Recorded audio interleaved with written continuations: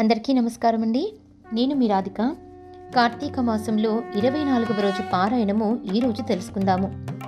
నిన్నటి అధ్యాయంలో మనం ఏం తెలుసుకున్నామంటే, విష్ణుమూర్తి బృందను మోసం చేశాడు. అంటే ఆ మోసాన్ని బృంద గ్రహించి తను ఏం చేసుకుంది, అగ్నిని కల్పించుకుని అందులో పడి బూడిదైపోయింది. దానివలన నా వల్లనే బృందాకి ఈ పరిస్థితి వచ్చింది అని గ్రహించినటువంటి ఆ శ్రీహరి చాలా చింతించిన వాడైనటువంటి అయ్యి ఇంకా ఏం చేశాడంటే, మాటి మాటికి కూడాను ఆ బృందనే స్మరించుకుంటూ విలపించసాగాడు. ఆమె కాలిపోయినాక వచ్చినటువంటి ఆ చితాభస్మాన్ని తన తనువంతా పూసుకొని విలపింపసాగాడు. సిద్ధులు ఋషులు ఎన్ని విధాలుగా చెప్పినా కూడాను విష్ణువు శాంతిని పొందలేకపోయాడు. అశాంతితో అల్లాడిపోసాగాడు.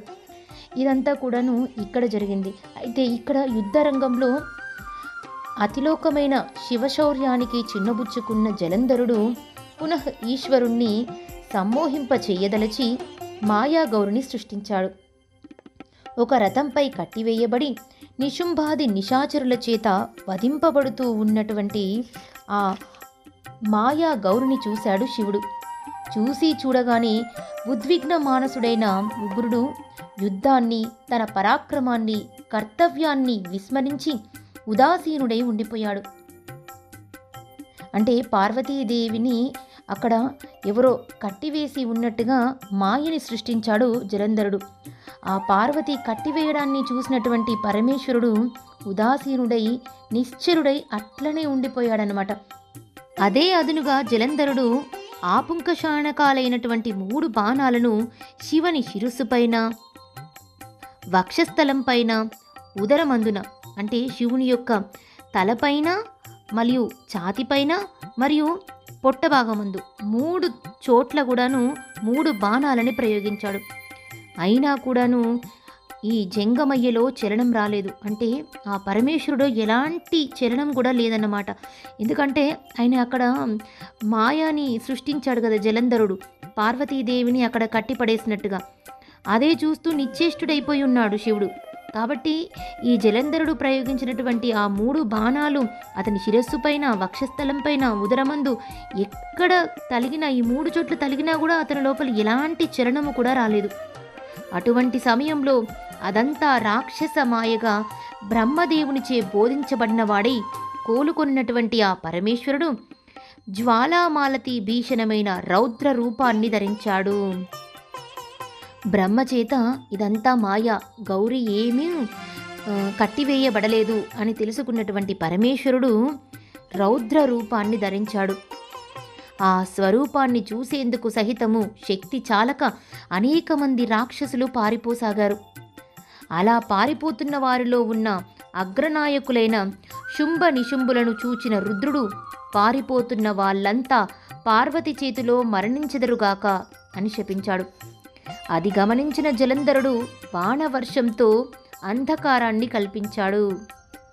శివుడు తన తపోబలంతో ఆ చీకట్లను చీల్చివేశాడు. ఉడికిపోయిన జలంధరుడు పరిఘాయుధంతో పరుగున వచ్చి ఈశ్వరుని వాహనమైన ఎద్దును భయంకరంగా కొట్టాడు.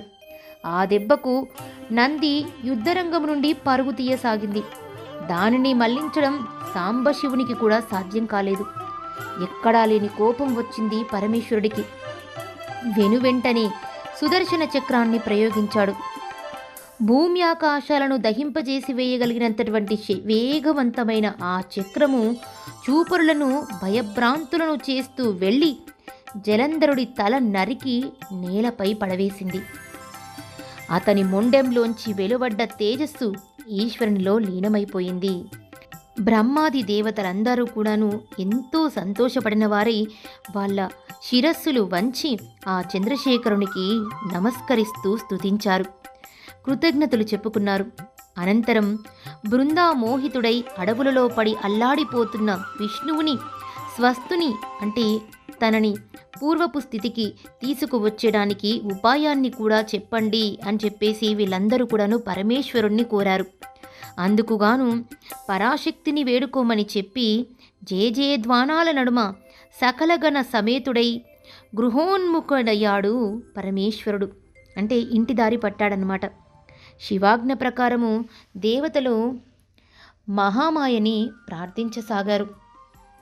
యదుద్భవా సత్వరజస్తమో గుణాః సృష్టిస్థితిధ్వంస నిదానకారిణః యదిచ్ఛయా విశ్వమిదం భవాభవౌ తనోతి మూల ప్రకృతిం నతా స్మృతా యా హి త్రయోవింశతి భేద శాబ్దితా యాద్రూపకర్మాటి జగుస్త్రయోపి వై జగత్యశేషే సమధిష్ఠితా పరా వేదాస్తు మూల ప్రకృతిం సతా స్మృతా యద్భక్తియుక్తాః పురుషాస్తు నిత్యం దారిద్ర్యభీమోహ పరాభవాదీన్ న ప్రాప్నువంత్యేవ హి భక్తవత్సలాం సదైవ మూల ప్రకృతిం నతా స్మృతాం. ఇలా దేవతలందరూ కూడాను ఆ మహామాయని ప్రార్థించసాగారు. సృష్టి స్థితి లయలకు కారణమైన సత్వ రజ స్తమో గుణములు అనేటువంటి మూడింటిని గురించి, అంటే ఆ మూడు దేని నుంచి పుట్టినవో, దేని యొక్క ఇచ్చ వలన లోకంలో జనన మరణాలు సంభవిస్తున్నాయో అటువంటి మూల ప్రకృతి మహామాయకి నమస్కరిస్తున్నాము. ఏదైతే 23 భేదములతో చెప్పబడి సమస్త లోకములను అధిష్ఠించినదో, వేదములలో సైతము దేని యొక్క రూప కర్మములు కీర్తించబడుతున్నాయో అట్టి మూల ప్రకృతికి నమస్కరిస్తున్నాము. దేనియందు భక్తుడైన వాడు దరిద్ర భయ మోహ పరాభవాలను పొందడో, ఏదైతే తన భక్తుల యందు ఎడతెగని ప్రేమ కలదో ఆ మూల ప్రకృతికి నమస్కరిస్తున్నాము. ఇలా అనేక విధాలుగా దేవతలంతా కూడాను ఆ మహామాయని ప్రార్థించారు.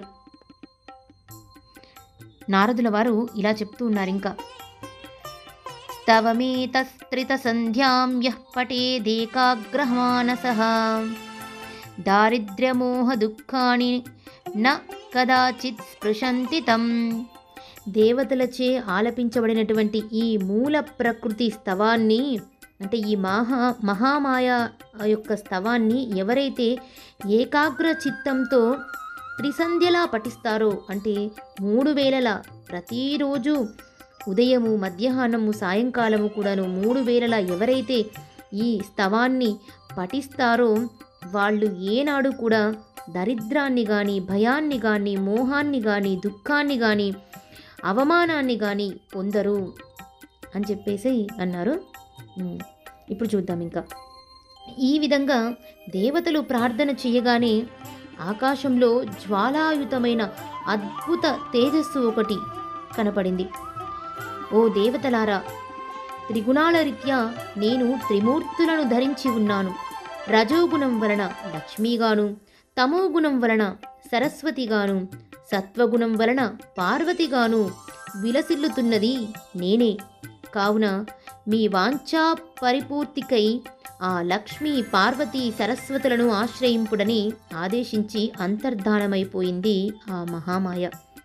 దేవతలు రమ ఉమ సరస్వతుల చింతకు వెళ్ళి తమ మనోగతాన్ని వెల్లడించారు. భక్తవత్సలులైనటువంటి ఆ తల్లులు ముగ్గురు వారికి కొన్ని బీజాలనిచ్చి, విష్ణువు ఎక్కడైతే మోహవృతుడై ఉన్నాడో అక్కడ ఈ బీజాలని చల్లించండి అని చెప్పారు. దేవతలు ఆ బీజాలను తెచ్చి శ్రీహరి మోహితుడై పడి ఉన్నటువంటి బృందాచితా ప్రాంతమంతటా కూడాను చిలకరించారు. ఓ పృథుభూపతి, పాతివ్రత్య మహిమా సుశోభితమైన ఈ గాథను ఏకాగ్ర చిత్తముతో చదివినా విన్నా స్త్రీలు గాని పురుషులు గాని ఇహంలో సంతాన సంపదను, పరంలో స్వర్గ సంపదను పొందుతున్నారు అని అన్నారు నారదుల వారు. ఓ పృథు మహారాజా, పూర్వోక్త విధంగా బృందాచిత స్థలలో దేవతలచే చల్లబడినటువంటి బీజాల వల్ల త్రిగుణ శోభితాలైనటువంటి ఉసిరి, మాలతి, తులసి అని 3 రకాల వృక్షాలు ఆవిర్భవించాయి. వీటిలో సరస్వతి వలన ఉసిరిక, లక్ష్మీ వలన మాలతి, గౌరీ వలన తులసి ఏర్పడ్డాయి. అంతవరకు బృందామోహముతో మందుడై ఉన్నటువంటి విష్ణువు తన చుట్టూ చెట్లై మొలిచిన లక్ష్మీ, సరస్వతి, పార్వతీ మహిమల వలన కోలుకున్నవాడై అనురాగపూరిత హృదయంతో ఆ వృక్షాలను తిలకించసాగాడు. కానీ వాటిలో లక్ష్మీదత్త బీజాలు ఈర్ష్యాగుణాన్వితాలై ఉండటం వలన ఆ బీజోత్పన్నమైన మాలతి బర్బరీ నామధేయమై విష్ణువునకు ఎడమయ్యింది, అంటే విష్ణువునికి దూరమయ్యింది. అంటే ఈ మాలతీ పుష్పాలని విష్ణువుకి అర్పించకూడదు అన్నమాట. కేవలము అనురాగపూరితాలైనటువంటి ఉసిరి, తులసి ఈ రెండు మాత్రమే ఆ పీతాంబరునకు ప్రియంకరాలయ్యాయి. తద్వారా విష్ణువు మోహ విముక్తుడై ధాత్రి తులసి సమేతుడై సర్వదేవతా నమస్కారాలను అందుకుంటూ వైకుంఠానికి తరలి వెళ్ళాడు. అందువల్లనే కార్తీక వ్రతంలోని విష్ణు పూజలో ముందుగా తులసిని పూజించినట్లయితే ఆ పుండరీకాక్షుడు ఎనలేని సంతోషాన్ని పొందుతాడు. అంతేకాదు, ఎవరి ఇంటిలో అయితే తులసీవనం ఉంటుందో ఆ ఇల్లు సర్వతీర్థ స్వరూపమై వర్ధిల్లుతుంది. యమదూతలు అక్కడికి రాలేరు. సర్వపాప సంహారకమైన ఈ తులసీవనాన్ని ఎవరు ప్రతిష్ఠిస్తారో వారికి యమధర్మరాజును దర్శించే పని ఉండదు. అనగా నరకానికి వెళ్ళరు అని, పుణ్యాత్ములై స్వర్గాన్నే పొందుతారు అని భావము. గంగా స్నానము, నర్మదా దర్శనము, తులసీ సేవనము ఈ మూడు సమాన ఫలదాయకాలేనని చెప్పబడుతూ ఉంది. తులసిని ప్రతిష్ఠించిన, తడిపిన, తాకిన, పెంచిన మానసిక శారీరక పాపాలే కాక మాటల వలని పాపాలు కూడాను మటుమాయమైపోతాయి. తులసి గుత్తులతో శివకేశవులను అర్చించిన వాడు ఖచ్చితంగా మోక్షాన్ని పొందుతాడనటంలో ఎటువంటి సందేహమూ లేదు. పుష్కరాది తీర్థాలు, గంగాది నదులు, విష్ణువాది దేవతలు తులసీ దళాలలో నివసిస్తూ ఉంటారు. ఎన్ని పాపాలు చేసిన వాడైనా సరే, ఎవరైతే శరీరానికి తులసి మట్టిని పూసుకొని మరణిస్తున్నాడో అటువంటి వానిని చూసేందుకు యముడు కూడా భయపడతాడు. అటువంటి వాడు విష్ణు సాయుధ్యాన్నే పొందుతున్నాడనటంలో ఏమాత్రం ఆశ్చర్యం లేదు. ఇది సత్యం, ముమ్మాటికి సత్యం. తులసి చెట్ల యొక్క గంధాన్ని ధరించేవాడికి పాపాలు కొంచెం కూడా అంటవు. తులసి వనపు నీడలో పితృశ్రాద్ధం చేసినట్లయితే అది పితరులకు అక్షయ పదాన్ని ఇస్తుంది. అదేవిధంగా ఉసిరి చెట్టు నీడను కూడాను, అంటే ఆ ఉసిరి చెట్టు నీడలో కూడాను పిండ ప్రదానం చేసిన వారి పితరులు నరకం నుంచి విముక్తులవుతారు. ఎవరైతే తన శిరస్సు పైన, ముఖమందున, దేహమందున, చేతులందున ఉసిరి పండును ధరిస్తున్నారో వాళ్ళు సాక్షాత్ విష్ణు స్వరూపుడని తెలుసుకోవాలి. ఎవరి శరీరంపై ఉసిరిక ఫలము, తులసి, ద్వారకోద్భవమైన మృత్తిక ఉంటాయో నిస్సందేహంగా వారు జీవన్ముక్తులేనని తెలుసుకో. ఉసిరిక పండ్లని, తులసీ దళాలని కలిపిన జలాలతో స్నానమాడిన వాడికి తత్క్షణమే గంగా స్నాన ఫలం లభిస్తుంది. ఉసిరి పత్రితో గాని, ఫలాలతో గాని దేవతా పూజ చేసిన వాడికి ముత్యాలతోనూ, మాణిక్యాలతోనూ, బంగారంతోనూ పరమేశ్వరుడిని లేదా ఆ విష్ణుమూర్తిని ఆరాధించిన ఫలం ప్రాప్తిస్తుంది. సూర్యుడు తులాగతుడైన, అంటే తులారాశిలో ఉన్నటువంటి ఈ కార్తీక మాసంలో చేయబడే యజ్ఞ యాగాదులు, తీర్థ సేవనలు విశేష ఫలితాలను ఇస్తాయి. సమస్త దేవతలు, మునులు కూడా ఈ కార్తీక మాసంలో ఉసిరి చెట్టును ఆశ్రయించుకొని ఉంటారు. ఏ నెలలోనైనా సరే ఎవరైతే ద్వాదశి నాడు తులసీ దళాలను, కార్తీకము 30 రోజులలోనూ ఉసిరికపత్రిని కోస్తున్నారో వారు నింద్యాలైన నరకాలనే పొందుతున్నాడు. అంటే కార్తీక మాసంలో ఎవరైతే ద్వాదశి రోజు తులసీ దళాలని, కార్తీకము 30 రోజులు ఉసిరికపత్రిని కోస్తారో వాళ్ళు నరక గతి పొందుతారు. ఈ కార్తీక మాసంలో ఎవడైతే ఉసిరి చెట్టు నీడన భోజనం చేస్తాడో వాడి యొక్క 1 సంవత్సరపు దోషము తొలగిపోతుంది. ఉసిరి నీడన విష్ణు పూజ చేసినట్లయితే అన్ని విష్ణు క్షేత్రాలలోని శ్రీహరిని ఆరాధించిన పుణ్యము కలుగుతుంది. శ్రీహరి లీలలని, మహిమలని చెప్పడానికి ఏ ఒక్కరికి కూడా ఎలాగైతే సాధ్యము కాదో అదే ప్రకారం ఈ తులసి, ధాత్రి వృక్షాల మహిమల్ని చెప్పడం కూడా చతుర్ముఖుడైన బ్రహ్మకు గాని, సహస్రముఖుడైన శేషునికి గాని సాధ్యం కాదు. ఈ ధాత్రి తులసి జననగాథ ఎవరు వింటున్నారో వినిపిస్తున్నారో వాళ్ళు తమ పాపాలను పోగొట్టుకున్న వారై తమ పూర్వులను కూడి శ్రేష్టమైన విమానంలో స్వర్గాన్ని పొందుతున్నారు. ఇలా నారదుల వారు చెప్తూ ఈరోజు పారాయణాన్ని ముగించారు. ఈ వీడియో కనుక మీకు నచ్చినట్లయితే లైక్ చేయండి, షేర్ చేయండి. ఇంకా ఎవరైనా నా ఛానల్ని సబ్స్క్రైబ్ చేసుకునే వాళ్ళు ఉంటే వెంటనే సబ్స్క్రైబ్ చేసుకోండి.